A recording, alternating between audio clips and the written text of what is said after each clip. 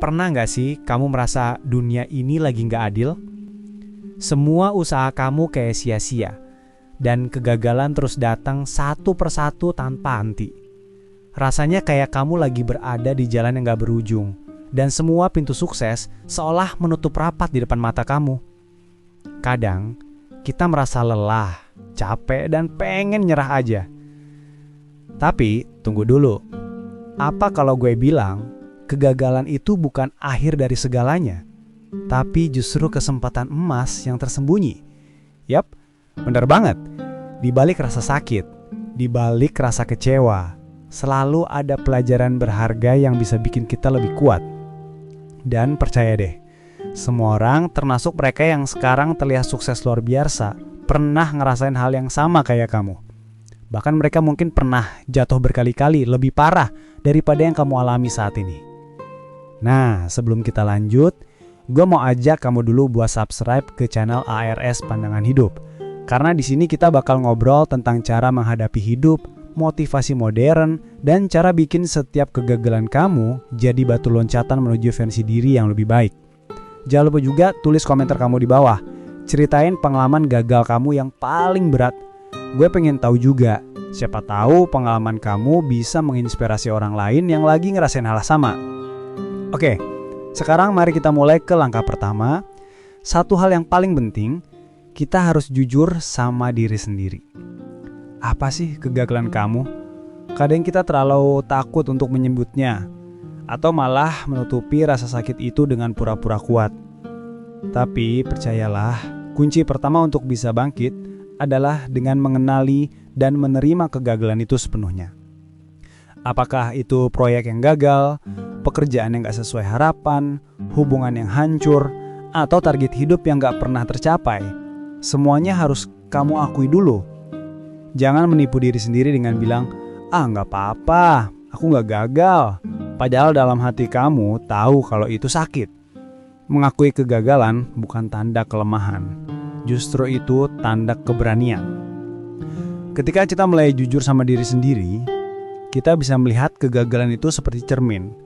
Cermin yang memantulkan bagian dalam diri kita yang perlu diperbaiki, cermin yang menunjukkan di mana kita kurang, di mana kita harus belajar, dan di mana kita harus tumbuh.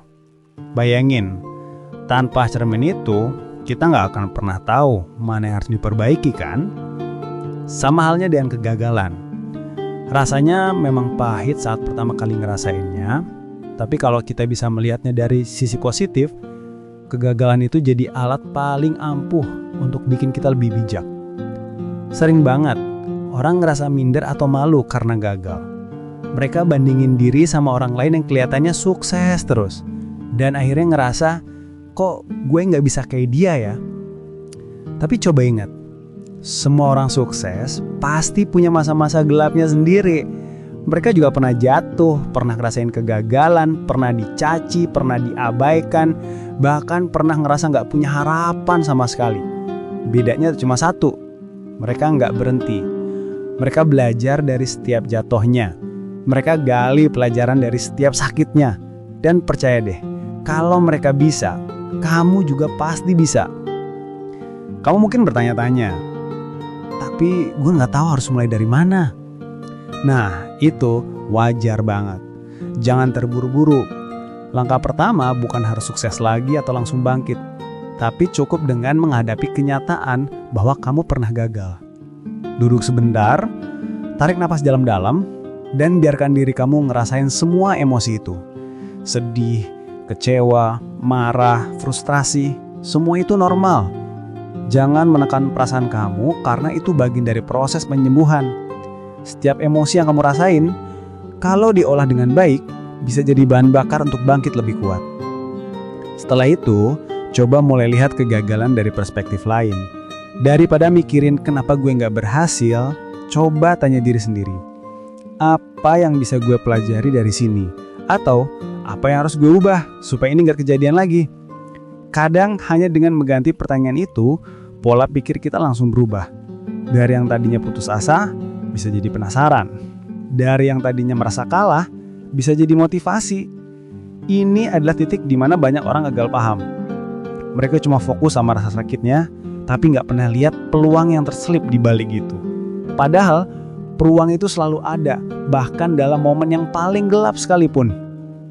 Dan jangan lupa, setiap kegagalan itu unik, nggak ada yang persis sama. Jadi jangan bandingin pengalaman kamu dengan orang lain. Misalnya, teman kamu gagal 1 kali, tapi langsung bangkit. Sedangkan kamu gagal berkali-kali. Itu nggak masalah, proses tiap orang berbeda.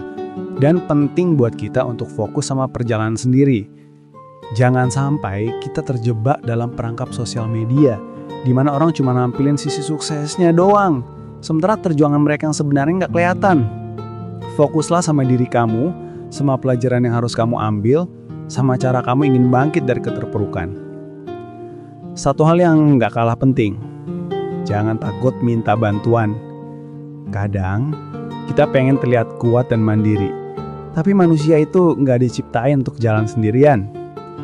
Ceritain kegagalan kamu ke orang yang kamu percaya, temen, keluarga, atau mentor.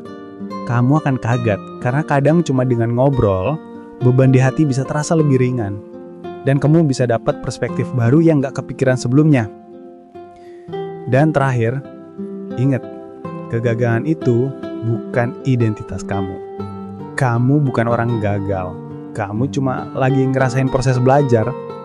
Jangan biarin satu momen atau satu kegagalan nentuin hidup kamu. Setiap hari baru, setiap kesempatan baru adalah peluang buat ngebuktiin kalau kamu bisa lebih baik. Semakin cepat kamu bisa menerima kegagalan sebagai bagian dari perjalanan, semakin cepat kamu bisa menemukan kekuatan yang sebenarnya sudah ada di dalam diri kamu. Jadi teman-teman, jangan takut gagal. Jangan malu sama kegagalan. Hadapi dengan jujur, renungkan, pelajari, dan gunakan itu sebagai batu loncatan untuk jadi lebih kuat. Ingat lagi untuk subscribe ARS Pandangan Hidup, biar nggak ketinggalan video motivasi dan pandangan hidup lainnya. Dan tulis lo komentar kamu di bawah tentang pengalaman gagal yang paling berkesan. Gue pengen tahu juga, siapa tahu pengalaman kamu bisa menginspirasi orang lain yang lagi ngerasain hal sama. Percaya deh, setelah kamu bisa kenali dan hadapi kegagalan dengan jujur, hati kamu bakal lebih kuat, pikiran kamu lebih jernih, dan kamu siap buat menerima semua kesempatan emas yang selama ini tersembunyi. Gagal itu bukan akhir, tapi awal dari transformasi diri. Dan semua itu dimulai dari satu langkah sederhana, mengenali diri sendiri, menerima kenyataan, dan siap untuk bangkit. Sekarang, setelah kita jujur sama diri sendiri dan mulai kenal sama kegagalan kita, langkah kedua yang paling penting adalah mengubah cara pandang kita terhadap kegagalan itu sendiri. Sederhananya, dunia nggak akan berubah cuma karena kita pengen semuanya mulus dan gampang. Tapi, cara kita melihat dunia, cara kita memaknai setiap peristiwa dalam hidup, itu yang bakal nentuin seberapa kuat kita bisa bangkit. Bayangin, kegagalan itu kayak hujan lebat yang bikin jalanan banjir. Kalau kita cuma berdiri di tengah jalan sambil protes, ya basah dan kedinginan. Tapi kalau kita ubah perspektif, hujan itu bisa jadi peluang buat kita belajar berjalan di genangan, atau bahkan menemukan sungai kecil yang bisa kita gunakan buat melaju lebih cepat. Setiap kegagalan itu punya sisi positifnya, cuma kadang kita nggak mau atau nggak berani lihat. Satu hal yang sering bikin orang stuck adalah karena mereka cuma fokus sama rasa sakitnya. Kenapa gue gagal lagi? Kenapa orang lain lebih berhasil dari gue? Pertanyaan-pertanyaan itu bikin kita terjebak di lingkaran negatif. Padahal, kalau kita ganti pertanyaan yang sedikit, misalnya, apa yang bisa gue pelajaran dari ini? Atau, bagaimana cara gue jadi lebih baik dari sini? Semuanya berubah drastis. Pikiran kita nggak lagi melawan dunia, tapi mulai kerjasama dengan hidup untuk menemukan jalan keluar. Gue pengen cerita sedikit nih. Ada temen gue, sebut aja namanya Raka. Dia lulusan kuliah dengan nilai bagus, tapi nyari kerja susah banget. Banyak interview yang dia ikutin, tapi selalu ditolak. Awalnya dia frustasi banget, merasa gagal dan ngerasa nggak ada harapan. Tapi suatu hari, dia mulai mikir beda. Dia ganti mindsetnya dari gue gagal terus menjadi gue lagi dicariin kesempatan yang lebih pas. Dari situ, dia mulai belajar skill baru, networking lebih banyak, dan akhirnya dapat pekerjaan yang nggak cuma sesuai passionnya, tapi juga gaji lebih tinggi daripada yang dia bayangin. Raka nggak ngerasa gagal lagi, karena dia ngerti semua itu bagian dari proses. Nah, ini poin pentingnya. Mindset itu ibarat kacamata. Kalau kita pakai kacamata yang kelabu, semua terlihat suram. Tapi, kalau kita ganti kacamata itu dengan warna positif, kita bisa lihat peluang yang sebelumnya nggak kelihatan.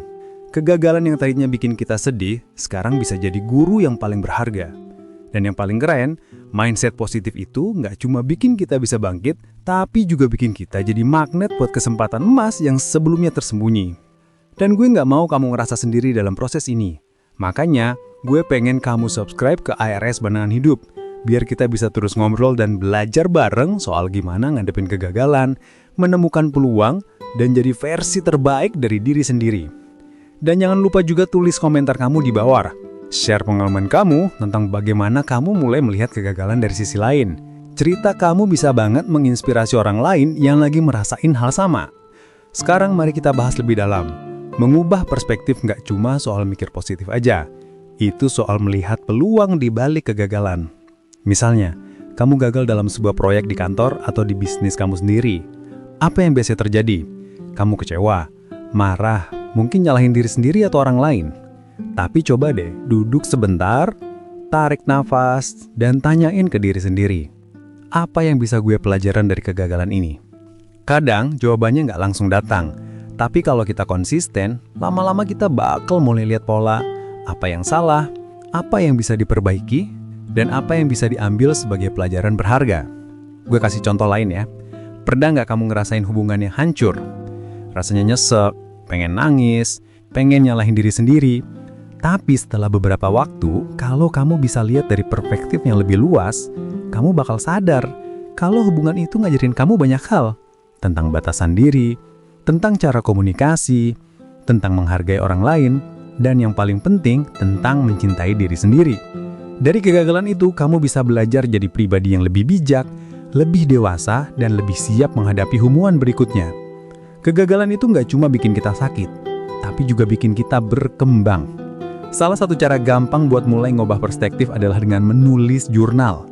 Catat semua kegagalan yang kamu rasain, semua rasa sakit, semua frustasi. Terus tulis juga apa pelajaran yang bisa kamu ambil. Kadang cuma dengan menulis aja, kita bisa mulai lihat pola dan belajar dari kegagalan kita sendiri. Dan yang menarik, semakin sering kita ngelakuin ini, semakin mudah kita nemuin sisi positif dari setiap kegagalan. Bahkan yang paling berat sekalipun. Selain itu juga penting untuk melihat kegagalan sebagai bagian dari perjalanan hidup. Bayangin hidup itu kayak naik gunung. Kadang kita jatuh, kadang tergelincir. Tapi setiap langkah, setiap jatuh, itu bikin kita lebih kuat buat naik ke puncak. Kalau kita cuma fokus sama jatuhnya, kita nggak bakal sampai puncak. Tapi kalau kita fokus sama proses, sama pelajaran, sama pengalaman, setiap kegagalan malah jadi pijakan buat melangkah lebih tinggi. Dan gue mau ingetin lagi, jangan biarin kegagalan ngerusak self-esteem kamu. Banyak orang ngerasa gagal, terus mereka mulai ngerasa nggak berharga, nggak layak sukses. Padahal itu salah banget. Kegagalan itu cuma satu momen, bukan identitas kamu. Kamu masih punya potensi luar biasa, dan kemampuan buat bangkit itu udah ada dalam diri kamu dari lahir. Yang kita butuhin cuma kesadaran dan latihan buat melatih mindset positif itu. Gue juga mau cerita sedikit nih tentang pengalaman pribadi. Dulu, gue pernah gagal banget di sembah proyek yang gue anggap penting. Waktu itu rasanya kayak dunia runtuh, kayak semua usaha gue sia-sia. Tapi gue mulai belajar buat lihat dari sisi lain. Gue tanya ke diri sendiri, apa yang bisa gue pelajaran dari kegagalan ini? Ternyata gue mulai sadar banyak hal. Skill yang kurang, cara komunikasi yang salah, bahkan cara gue mengatur waktu yang berantakan. Dari situ gue perbaiki satu persatu. Dan beberapa bulan kemudian, proyek berikutnya justru sukses jauh di atas ekspektasi gue. Kegagalan itu jadi guru terbaik gue. Tanpa gagal, gue nggak bakal ngerti cara sukses yang bener-bener efektif. Dan ini nggak cuma soal belajar skill atau strategi. Ini soal belajar dari diri sendiri, belajar dari emosi, belajar dari pengalaman hidup. Setiap kegagalan itu kayak buku yang penuh pelajaran. Tapi kita harus mau buka dan baca isinya. Kalau nggak, ya kita cuma nangis apa marah. Tapi nggak dapat apa-apa. Tapi kalau kita mau belajar, kegagalan itu bakal bikin kita lebih bijak, lebih kuat, dan lebih siap menghadapi tantangan berikutnya.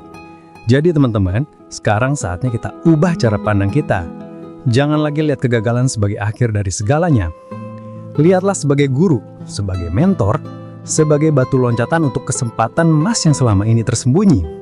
Ingat, mindset itu menentukan hasil. Semakin cepat kamu bisa lihat kegagalan dari sisi positif, semakin cepat kamu bisa bangkit, semakin cepat kamu bisa membuka pintu kesempatan baru yang sebelumnya nggak kelihatan. Percaya deh teman-teman, mengubah cara pandang itu nggak instan. Tapi begitu kamu mulai latihan, begitu kamu mulai konsisten melihat sisi positif dari setiap kegagalan, hidup kamu bakal berubah. Kamu bakal mulai ngerasa lebih ringan, lebih tenang, dan lebih percaya diri. Kegagalan gak lagi bikin kamu takut, tapi malah jadi bahan bakar buat terus maju. Dan itu yang bikin jiwa terpilih, selalu bisa bangkit dari keterpurukan, dan siap menghadapi kesempatan emas yang menanti di depan.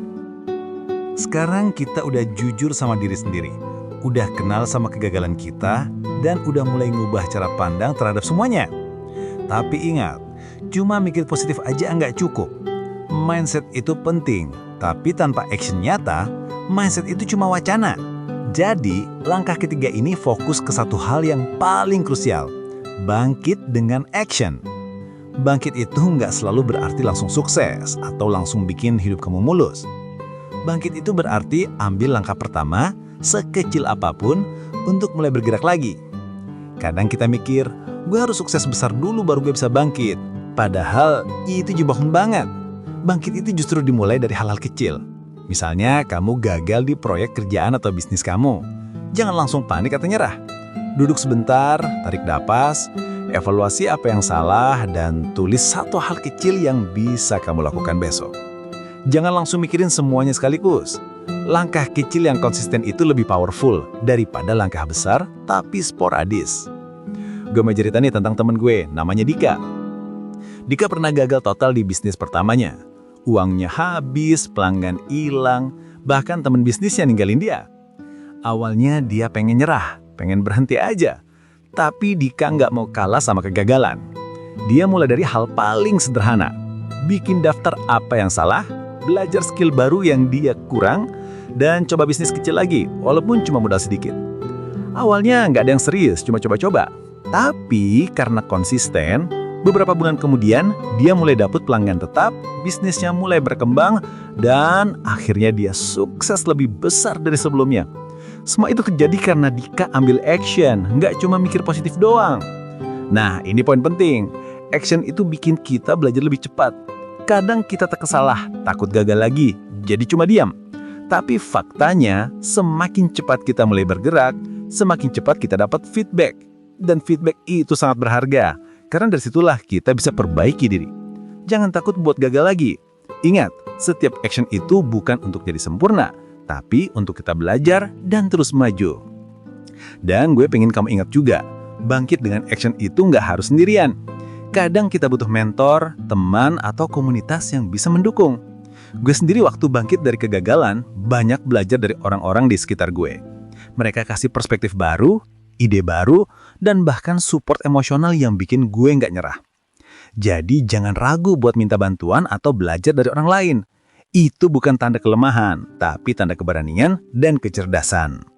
Sekarang, mari kita bahas langkah-langkah praktis untuk bangkit. Pertama, evaluasi kegagalanmu.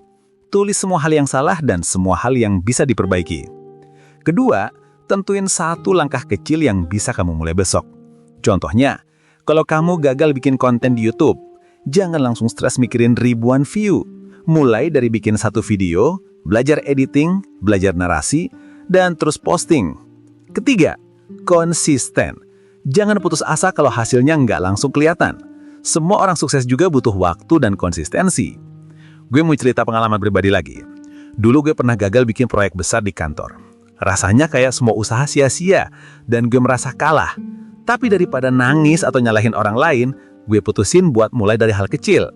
Memperbaiki cara komunikasi sama tim, belajar skill manajemen proyek, dan fokus sama tugas yang bisa gue kontrol. Awalnya lambat, tapi karena konsisten, proyek berikutnya sukses besar, dan gue bahkan dapat promosi. Kegagalan itu nggak merusak gue, tapi bikin gue lebih siap buat sukses berikutnya. Selain itu, bangkit dengan action itu juga soal menerima risiko dan ketidakpastian. Kadang kita takut buat ambil langkah karena takut gagal lagi, takut diceboh atau takut rugi. Tapi hidup itu memang penuh risiko. Yang membedakan orang sukses sama yang nggak sukses adalah keberanian buat ambil risiko itu dan tetap maju meskipun nggak ada jaminan. Bayangin kamu lagi di sebuah jalan gelap, tapi kamu punya senter. Kamu nggak tahu apa yang ada di depan, tapi dengan satu langkah kecil, kamu mulai terangin jalanmu sendiri. Begitu juga dalam hidup. Action itu kayak nyalain senter di gelap. Tanpa action, kamu cuma berdiri dan ketakutan. Dengan action, kamu mulai melihat jalan dan peluang baru. Dan ini nggak cuma soal kerjaan atau bisnis aja. Action itu bisa diterapin di semua aspek hidup. Misalnya, kamu gagal dalam hubungan atau pertemanan. Jangan cuma sedih atau marah. Ambil action nyata. Komunikasi lebih baik, belajar memahami orang lain, dan perbaiki cara kamu mengekspresikan diri. Action nyata walaupun kecil selalu bikin perubahan. Satu hal lagi yang gue pengen banget kamu ingat. Jangan nunggu motivasi datang dulu baru bergerak. Banyak orang mikir, gue bakal bangkit kalau gue udah termotivasi. Tapi itu jebakan banget. Motivasi itu muncul dari action, bukan sebaliknya. Semakin sering kamu bergerak, semakin sering kamu ambil langkah kecil, semakin sering kamu berhasil, motivasi itu bakal muncul sendiri. Action itu pemicu, motivasi itu bonus. Bangkit dengan action itu juga soal menentukan prioritas. Kadang kita bingung mau mulai dari mana, jadi akhirnya nggak mulai sama sekali. Buat daftar hal-hal yang paling penting buat kamu, yang bisa langsung bawa perubahan, dan fokus di situ dulu. Jangan coba semua sekaligus. Langkah kecil tapi tepat sasaran jauh lebih efektif daripada langkah besar tapi sembarangan. Dan jangan lupa, sambil action, jaga juga diri dan hati kamu. Jangan sampai karena terlalu fokus bangkit, kamu jadi stres atau burnout. Bangkit itu harus seimbang antara action dan perawatan diri. Meditasi, olahraga, tidur cukup, itu semua penting buat bikin energi kamu tetap tinggi biar bisa konsisten bergerak. Intinya teman-teman, bangkit dengan action itu bukan soal langsung sukses besar, tapi soal mulai bergerak, konsisten, belajar dari setiap langkah, dan terus maju, meski takut atau gagal lagi. Action itu yang bikin kita bisa keluar dari lingkaran negatif, yang bikin kita bisa lihat kesempatan emas yang selama ini tersembunyi. Jangan cuma mikir positif, tapi gerakan diri kamu. Dan percaya deh, setiap langkah kecil yang konsisten akan mengubah hidup kamu lebih dari yang kamu bayangin. Sekarang kita sudah sampai di tahap yang sangat penting. Setelah kenal kegagalan, mengubah perspektif, dan mulai bangkit dengan action nyata, keempat, kita harus menjaga spiritualitas dan hati. Karena teman-teman, kadang kita bisa melakukan semua hal yang sudah kita bahas sebelumnya. Kita sadar, kita bergerak, kita konsisten. Tapi kalau hati dan pikiran kita nggak tenang, semua usaha itu bisa terasa berat dan melelahkan. Spiritualitas itu bukan cuma soal agama atau ritual, tapi soal konektivitas dengan diri sendiri, dengan Tuhan, dan dengan dunia sekitar kita. Supaya kita tetap stabil, sabar, dan siap menerima proses hidup. Bayangin kamu lagi naik gunung. Kamu udah jalan, udah lelah, keringat udah bercucuran, tapi kalau kamu nggak punya peta, nggak ada kompas, dan nggak ada arah yang jelas, kamu bakal tersesat dan capeknya nggak ada gunanya.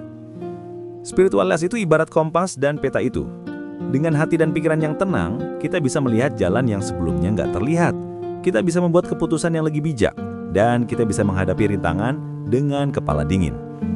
Salah satu cara paling sederhana buat jaga spiritualitas adalah berhenti sejenak dan tarik napas.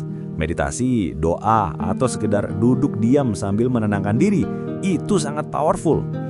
Dengan tarik napas dan fokus sama diri sendiri, kita bisa mulai mengenali emosi kita.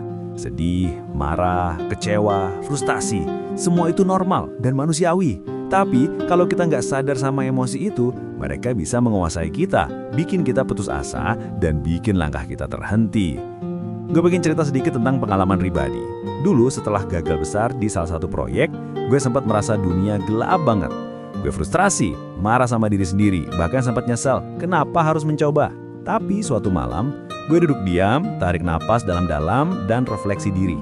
Gue mulai nulis semua hal yang gue rasain. Semua rasa sakit, semua kekecewaan.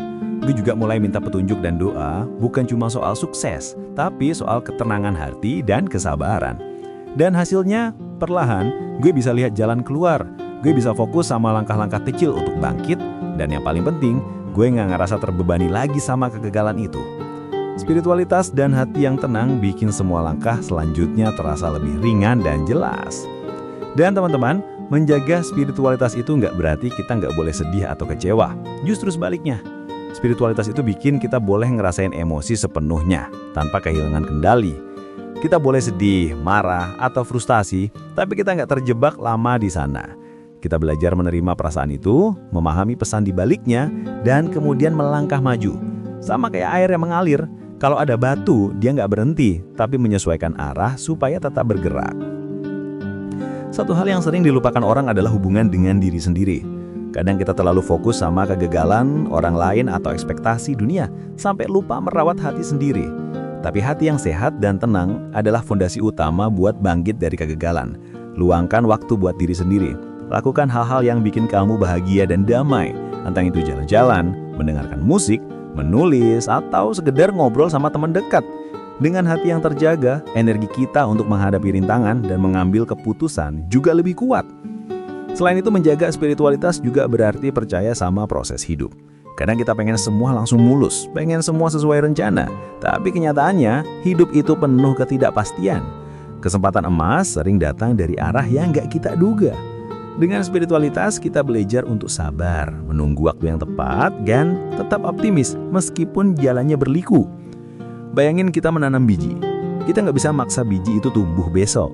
Tapi dengan air, cahaya, dan kesabaran, biji itu pasti akan tumbuh di waktu yang tepat.